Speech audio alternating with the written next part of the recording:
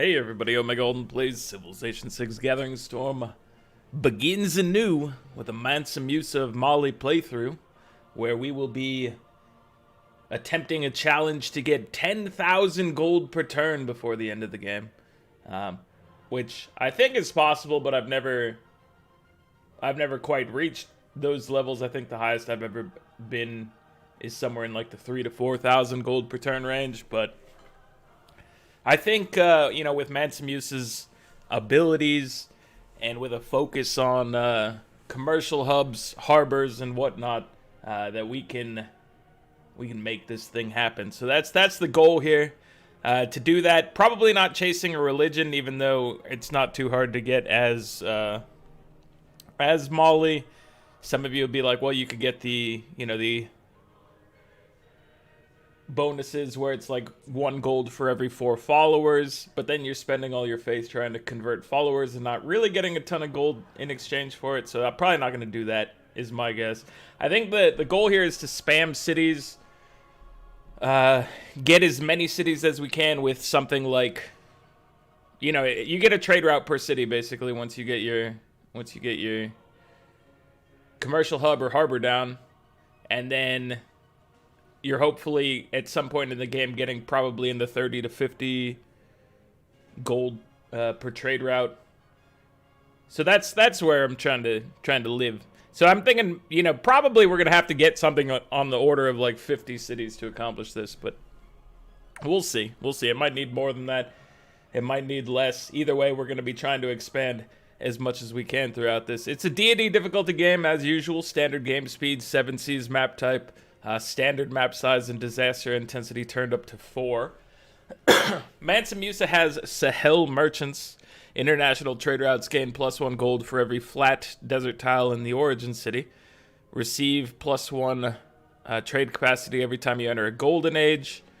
Mali has Songs of the Jedi, Yeli, I don't know. Hilai. Could be. I don't know how that one's pronounced. I'm just gonna go Songs of the Jelly. City centers gain +1 faith and +1 food for every adjacent desert and desert hills tile. Mines receive -1 production and +4 gold. May purchase commercial hub district buildings with faith. -30% production towards constructing buildings or training units. So, I mean that the gold benefit obviously from the mines is nice.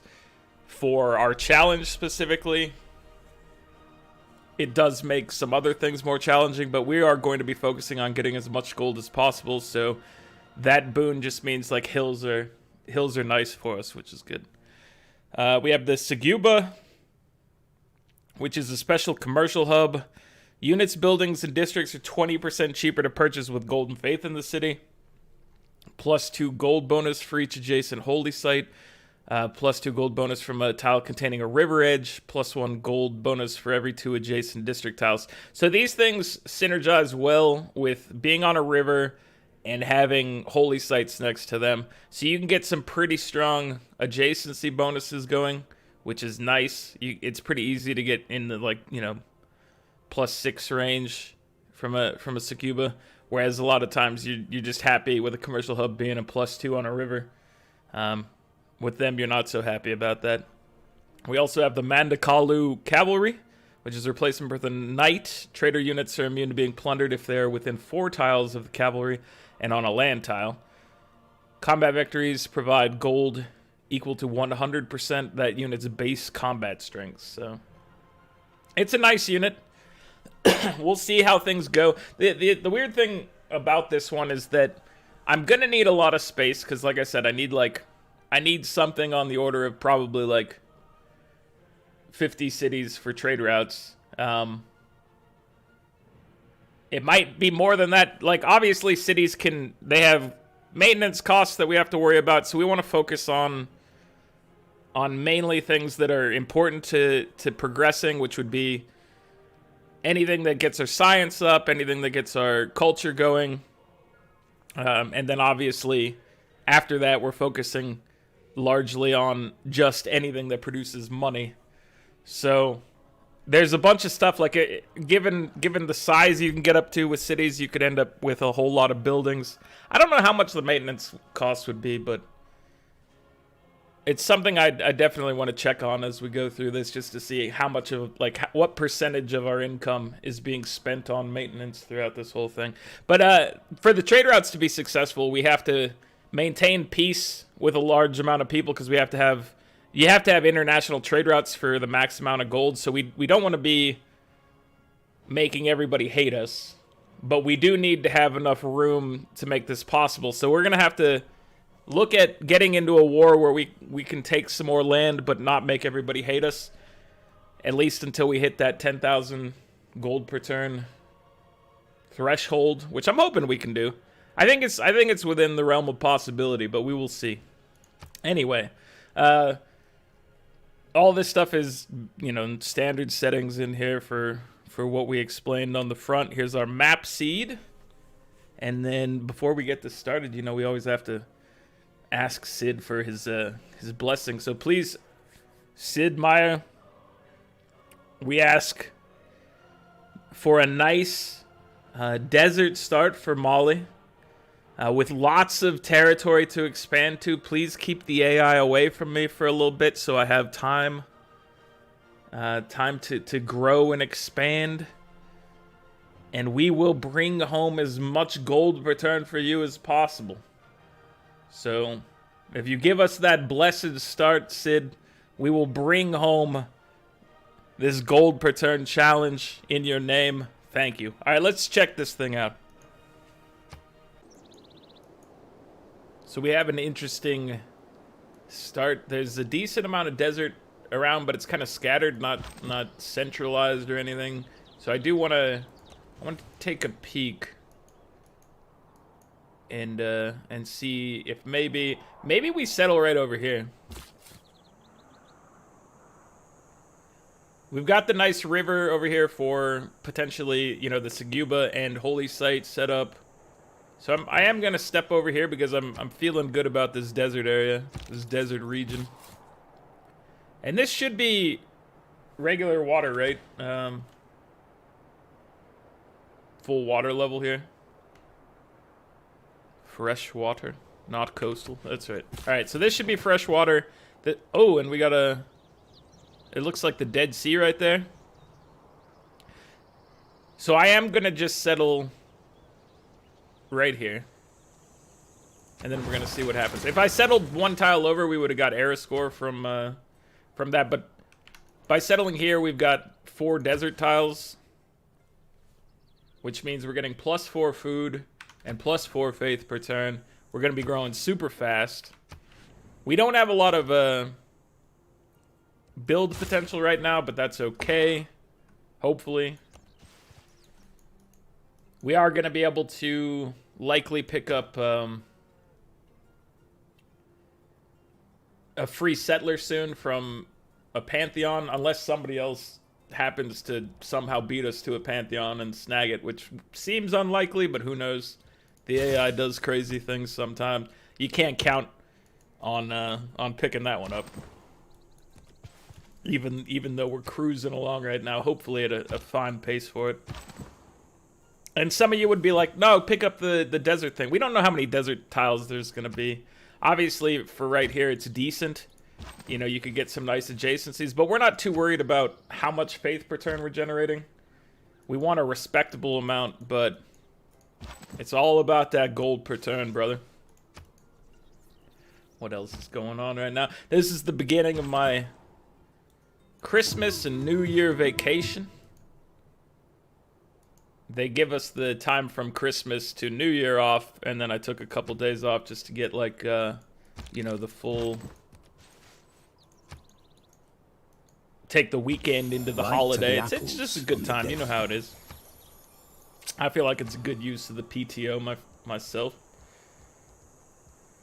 Just to extend that. Religious settlements is what we have to take. I'm sorry if you want me to go. So I assume some people are like, no, get desert folklore, because they love the the faith generation. But we're not really interested in getting a crushing amount of faith per turn.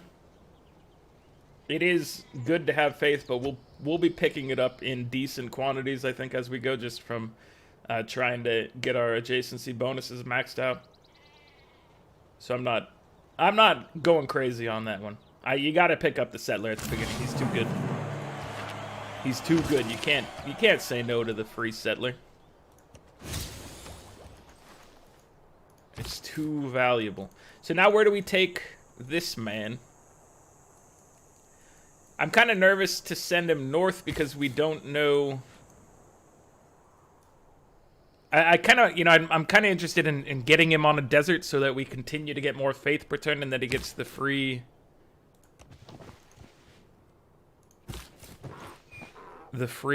Ooh. All these salt tiles over here by the Dead Sea. That seems thematic. I'm interested in maybe settling right here in the salt on this side of the Dead Sea. It'll give us a lot of potential for that trading bonus because we have a lot of flat desert tiles. It'll also give us the era score from parking next to the Dead Sea. We found Preslov. Okay, so now that I know that they've got warriors over here, I'm not as worried about how we move him around. I think we might just settle over here. We will, if we settle here, we're gonna get like +6 food and faith per turn, which is pretty incredible. Who deserves more credit? And then, so the other thing to keep in mind is can we somehow synergize and connect with our capital? We don't have to, but we want to at least try to get some of these adjacencies up. So really, we want to be dropping the capital's stuff down in here. So probably our first city that I'm making right now is not going to be synergizing with that, unfortunately, but it is what it is. All right, we're going to drop you over here. This is your spot. And now, it's probably good to know where horses are. Mining, we just picked up. Pottery is on the horizon. So let's do animal husbandry. We have to go through, the writing quickly to be able to get to currency. And to start being able to move things along in that direction.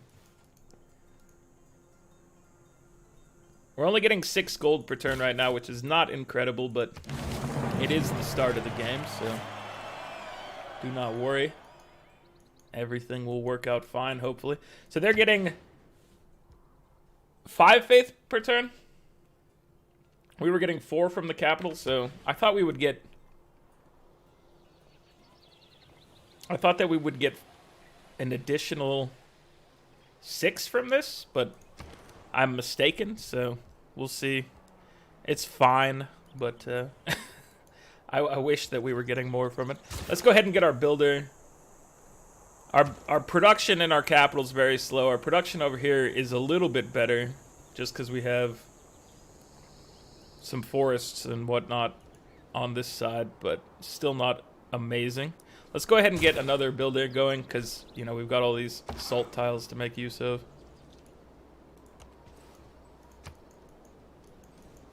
So the idea right now is to just try to claim as much territory as we can, and then to be smart with the capital's placement, at least of commercial hub and holy site, so that we can get some adjacencies with additional built cities.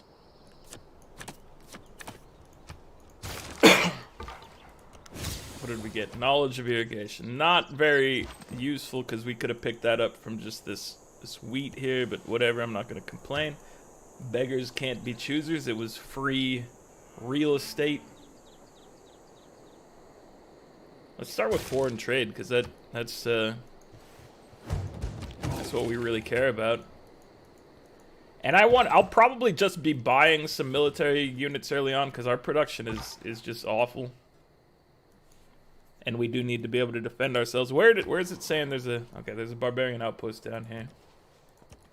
We also have a barbarian scout hanging out on the west side. But yeah, it's the beginning of my vacation. So it's a good time to get this whole thing started. I was trying to get it started earlier in the day, but there was like a lot of construction noise. There were dogs barking in the background. It was just like, it was not a good experience for trying to record. So I gave it some time, and hopefully everything's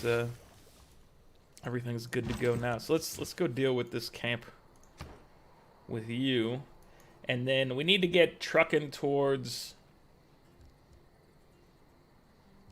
I mean, Holy Site is necessary, but I don't think I care about building it immediately. The first time we build a Suguba, whatever you want to call it, we're gonna get +4 era score, and that's that takes away our the bonus for building a +4 one. We have Genghis Khan nearby. Hello, my friend. Let's go ahead and send him a delegation. I don't think we can trade anything to him. Yeah, we haven't picked up any salt yet, so we don't know where he is. Where did he spot us is the question. He must have seen one of our cities? Question mark? I think that's probably what happened, because we don't know where he is right now. I doubt we're going to get into an immediate golden age, which is unfortunate, but I always have a hard time getting into an immediate golden age. I don't know. So if you manage to get into it on Dia every time, I'm interested in that, but it's not something that I frequently manage. But we should be able to get into maybe one for the second era transition. And then we'll be able to, spend. We have stuff to spend faith on. Is the thing. Every time we build a commercial hub, we can buy a market with faith. I don't remember how much it costs. Probably on the magnitude of like 200. It might be cheaper than that, but something on that order. All right, let's just get these things mined up. You're gonna be getting your builder soon, so you can handle your salt. And then I'll hit the stone as well for the masonry bonus. So I'll just go in this way. We're going to leave the wheat since we already did get the irrigation bonus. And we have plenty of food in the capital, obviously. Let's go towards the settler. How much would it cost to buy a settler, by the way? It's 440 right now. So we're not cruising towards that at any decent velocity right now. But that's okay. We're getting started. It's turn 21.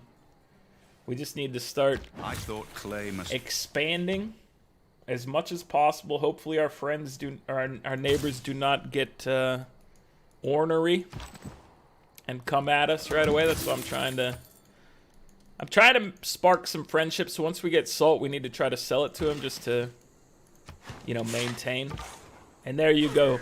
The hills give us 4 gold instead of any sort of other bonus. When we played Mansa Musa previously, I think he was the first. I don't remember. He might have been the first Civ we played when the expansion came out.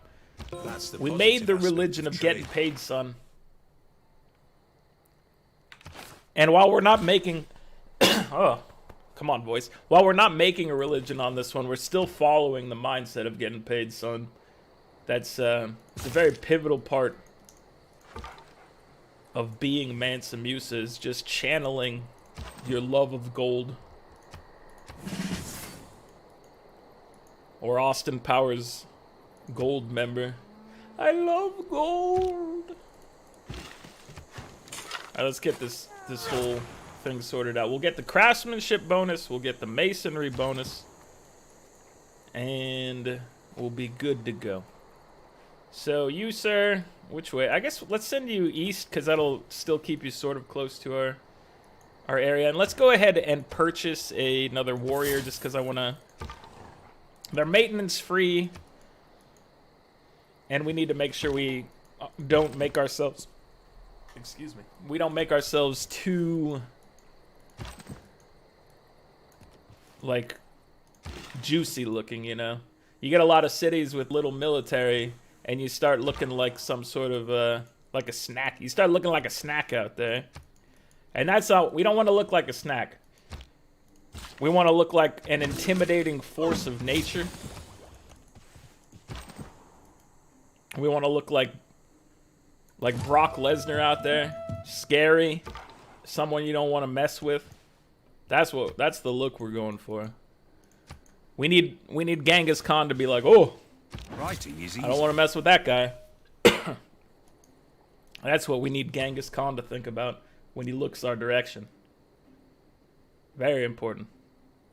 Extremely important. So currency, let's go straight for currency, I say.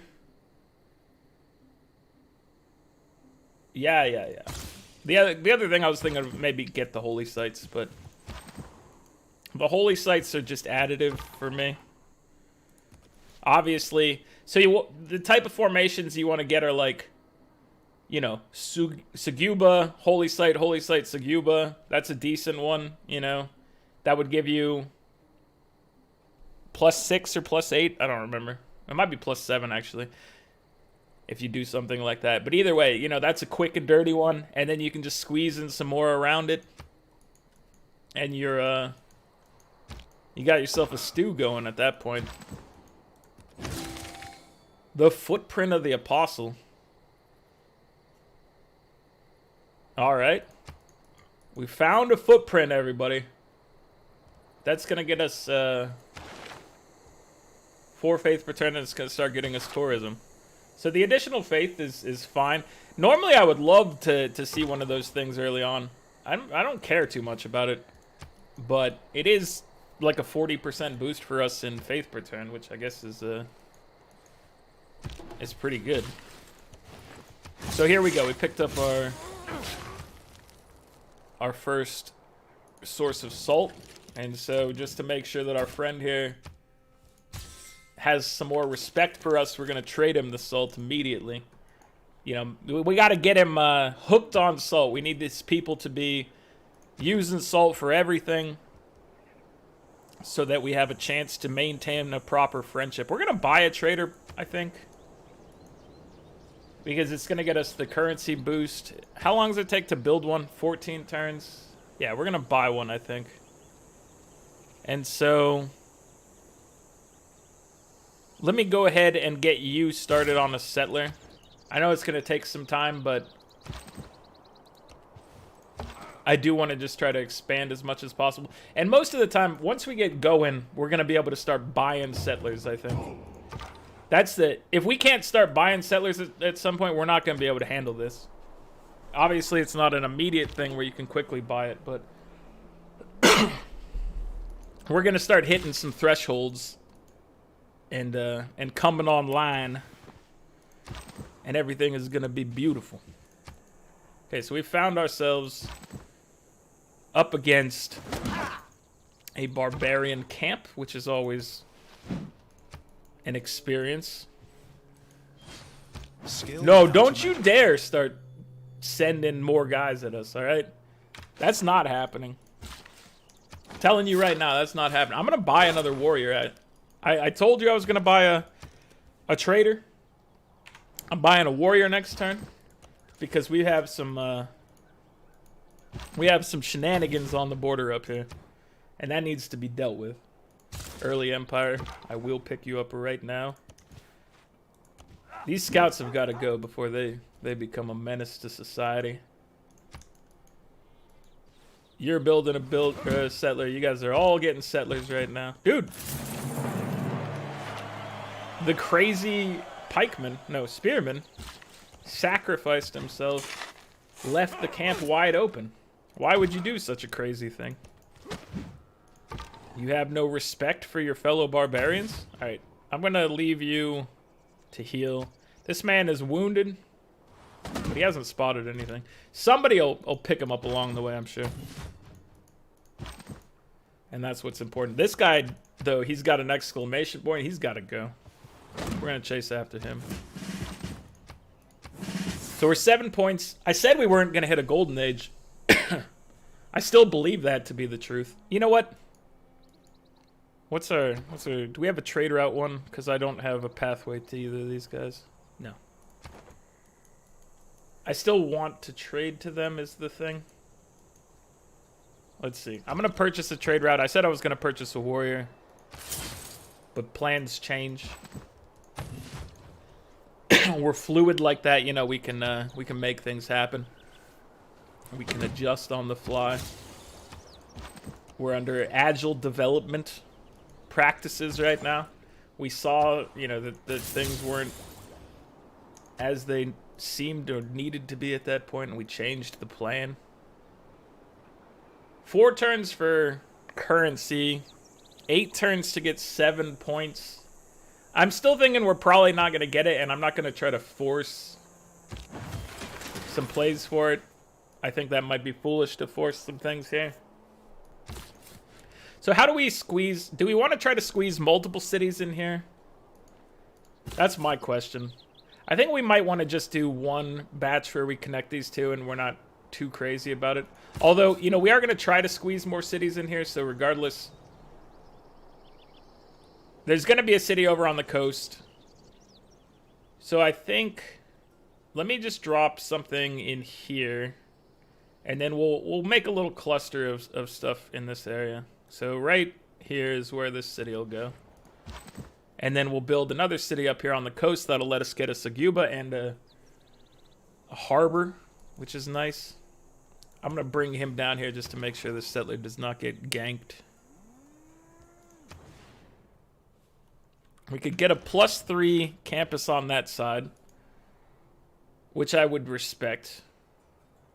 Let's go for it. Let's start building that campus. I know that we're going to lose out on chopping sheep, but I want the +3 campus to get our science boosted a little bit.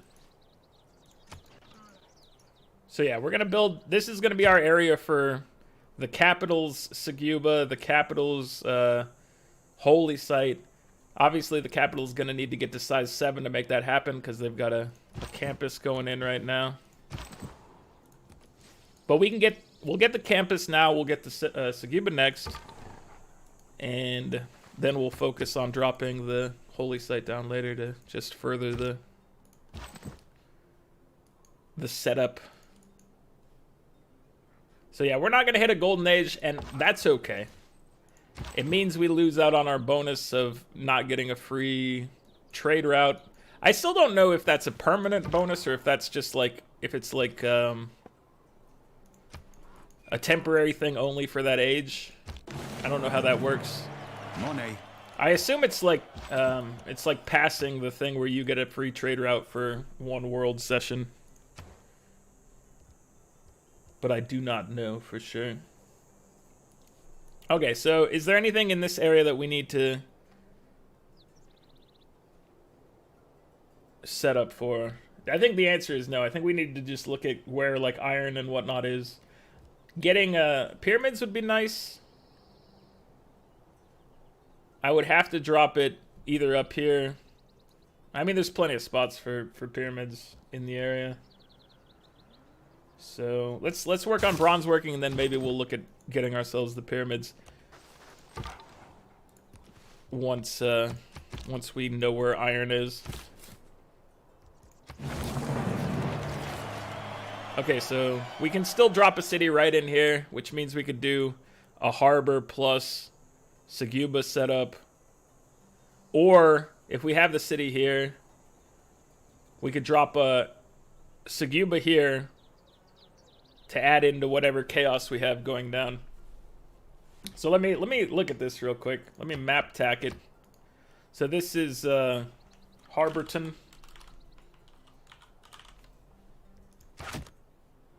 And then this would be maybe there's Saguba.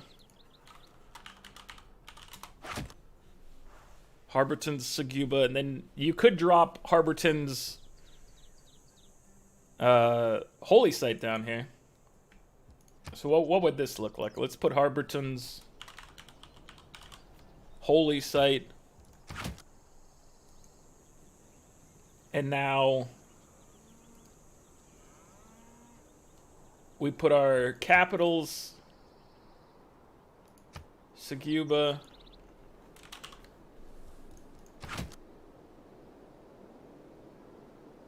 We put our capital's holy site here? Does this make the most sense? I'm just laying this out real quick. So these are good, obviously, and then we could put, we could either put your holy site here or your holy site up here. So what if we put Kumbi holy site, and then so now our capitals gets it gets 3 holy site adjacencies. You get 2, you get 2. If we place right here, one more tack. This is Kumbi. So if we do something like that, then, you know, this is a pretty good adjacency bonus. This is the highest out of all the ones we have in this area. And then we could do something like drop a government district in here to just make these 3 better. Yeah, so this is what I'm thinking right now. Let me know if you disagree, although this is, you know, ending towards the first episode, so we're going to do another episode. We're probably going to start enacting some of these soon, obviously. So I can't necessarily step it back once they've been placed. You know how it is. You know how the game works. You understand. So if we were to go with this, Kumbis would go down here, and we would start Kumbis like immediately. So I'm gonna start right there. And we're gonna get a nice little thing going. The crap part about this is that we're on floodplains, and anytime this floods, we're gonna lose not the capitals, but we're gonna lose 2 of our Sagubas to flooding potentially, and then 2 holy sites to flooding. But that's just the risk you take when you focus on living on the river. It is what it is, my friends, and you have to just cope with that. So we're gonna roll into this. It's 5 points away. I'm not. It'd be obviously nice to hit this golden age, but I don't see how we can do it. We don't have enough faith to like buy something, and even if we did, it would hamper our ability to make use of monumentality or whatever. So this is fine for now. That's all I have to say about it. It's fine. The beauty of this setup is that we can drop another city over here and also get into the mix some. So I'm pleased with that setup. I think it's gonna work out just fine for us. Gonna make this man a ranger. It was luxuries like Early Empire. So we're building settlers. We're not building a settler here right now. You are building a settler. Man, we might have been able to get you a Suguba and get us there. But like I said, I'm not too concerned with it. I probably could have got us to a golden age this time is the thing. I don't remember when I could have started constructing Sugubas for the first time, though. So maybe not. But that's okay. We're going to go for Magnus first, because I do want to make sure we start preserving our population once we start pumping out cities, which we're basically going to need to have Magnus around in a city where we can just keep buying cities in the future. I'm getting ahead of myself right now, because I know down the line that that's how we need to get these cities built. Right now we're only making 29 gold per turn. It costs us 560. So that's like 20 turns of gold production if we're to buy it. But I think at some point we're probably gonna get into a situation where it's more like, I mean, if we start making thousands per turn, you know, then we could be buying a city every turn, hopefully. I don't remember how much the cost of buying a settler scales up as you get more settlers, but it does scale up, obviously. Yeah! Attack my warriors, you fools. You absolute madman. You made my life a lot easier by doing that. Alright. I still think free inquiry is better than monumentality, even though we are going to be making a lot of districts. Because this is going to get us one either way, regardless of which path we had taken. So, but all of these, if we manage to build 6 districts in here, that's only 6 era score, so it's not anything incredible. We can probably get more out of Eureka's and whatnot. Oh, I want you to be my friend right now, sir. Genghis Khan is a friend. Who have we met here? It's Pedro. Of course we'd meet Pedro. What's going on, brother? Would you like a delegation, and then would you also like some salt? You would like some salt, and that's great. Okay. So, we have a good start with Pedro. We have a nice little thing going with our buddy Genghis Khan, which we don't even know where Genghis Khan is. I was wondering what this was, and it's just a symbol on the map. It's popped up in a way where I thought it might have been a city, but false alarm. It is not a city. Your delegation is welcome. All right, let's have him kill this warrior by just healing in place. The old stand and deliver. That's what we're going for right now. Okay, so state workforce is about to get its bonus. Kill 3 barbarians we've already done, obviously. Barbarians approach. Okay, I don't want you to kill this man. Let me go ahead and buy another warrior. I really wanted to save up for a settler, but that's fine. It's fine. Having a military is important. We don't want too much military that costs maintenance. Obviously, maintenance is the thing we have to be mindful of. Let me just take a step over here, and then you'll stand and deliver. You're gonna come over here and help us. So, as we expand, we'll drop Harborton. I like this area a lot down here. It seems like there's a lot of opportunity. We're not going to be going crazy trying to place anything in particular spots as we go through. We're just going to be probably trying to drop as close of cities as we can. I'm going to give these cities a little space, not a ton of space. But, yeah, that's what we're going to do as time goes on. So Cap is going to start building there. Seguba. That's all good. How are we looking as far as things go? We're at 11 science. Of the people we know, we're actually close, because Pedro's 16, 11 for Genghis Khan. We're at 4 culture per turn. That's not a good number. We can maybe buy some monuments once we've got our Segubas down and they're cheaper. We're at 4 culture, 17 and 16 from Genghis Khan and Pedro. Where are they on the charts here? Pedro's in 3rd for science with 16. It's putting me at 2nd because of tourism numbers for culture victory.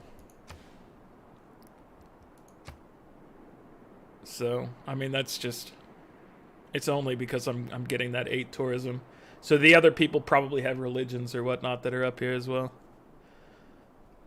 And then score-wise, we're at 70 at the bottom of the chart. Unmet players is 152 at the top. Pedro, the biggest known person of our friends, is 93. 92 for Genghis Khan. And then there's also another 93 player. So we're not too far off of moving away from the bottom of the chart. But it is going to take a little bit. Another reason that it's nice, or not nice, to miss monumentality, obviously.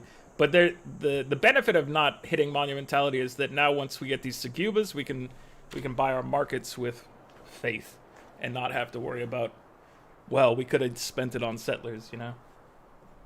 Anyway, that's going to be it for this one, guys. Like the video if you're enjoying it. Subscribe to the channel if you'd like to see more. I'll catch you guys next time. Later.